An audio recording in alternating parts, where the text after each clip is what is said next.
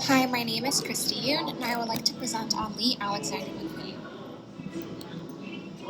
Throughout the presentation, I'll be talking about Alexander McQueen's life, his aesthetic and his inspirations, the current season and performance by Sarah Burton, the historic connection, and the forecasting of the brand.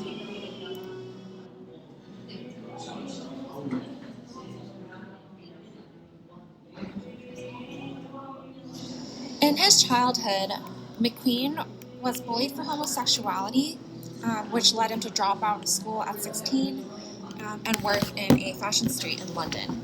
So he was born on March 17th, 1969, into the working class of a London family. And after he dropped out of school at the age of 16, he worked at Savile Row, which is a tailoring street in London that does a lot of tailored suits. And then he went to work in Angels and Bermans, a costume shop.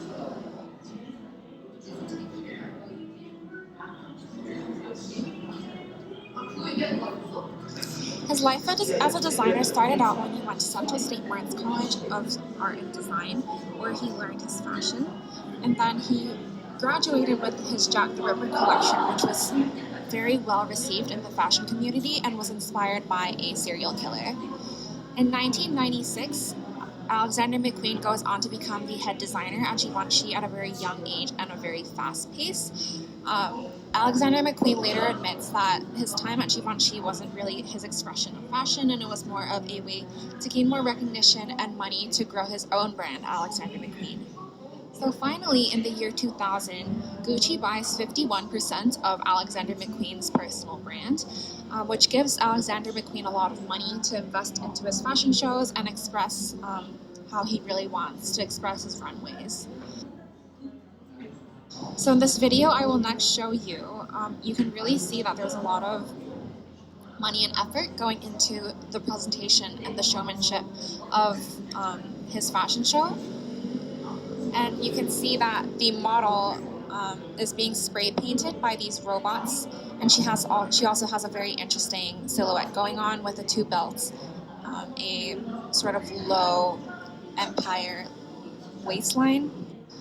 So next I'd like to talk about his aesthetics and inspirations, which are mostly dark themes, including serial killers, dead people under Catholic churches, and rape victims.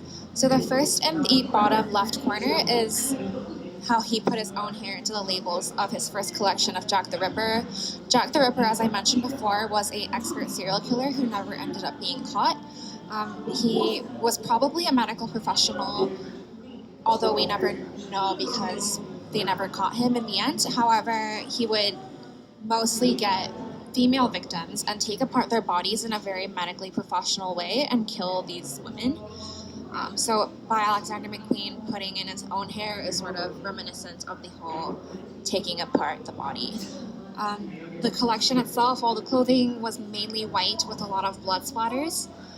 Dante, the next picture, was about the conflicts of the church and the sort of eeriness that goes around how the dead people are underneath the Catholic Church. So that's the skeletal hand, and the lace and the beading is probably reminiscent of the nuns and how they wear veils and the sort of purity around the Virgin Mary and etc.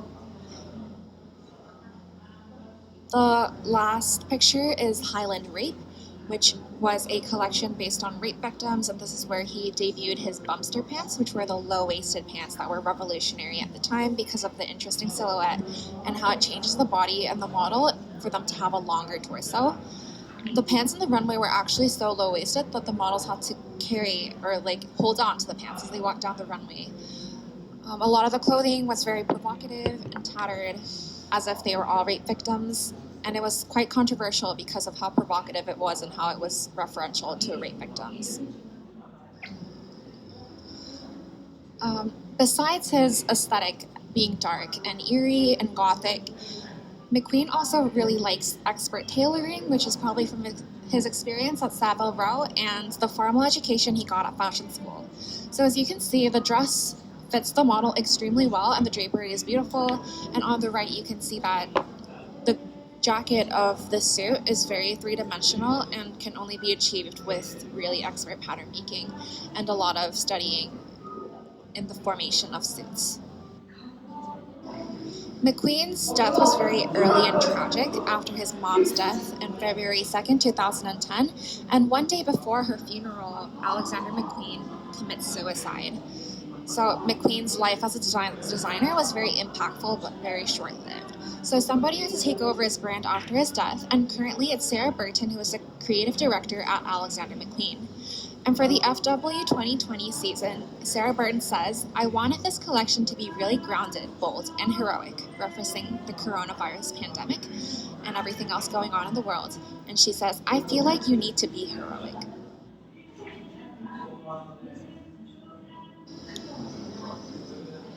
And currently the Alexander McQueen's website looks like this. It's very clean and sort of bold with minimal colors and the black, white, and red, which is reminiscent of the original Alexander McQueen. And her actual clothing items also reflect that very nicely.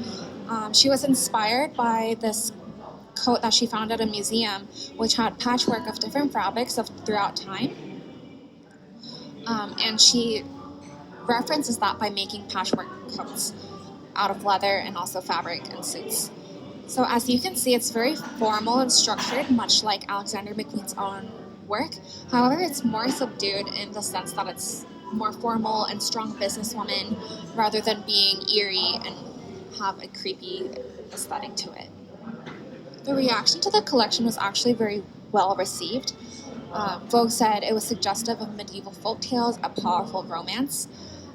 Mary Claire says Alexander McQueen's FW 2020 show was spectacular, and WWD says she's used her encyclopedic knowledge to create clothes that couture-like and have great workmanship.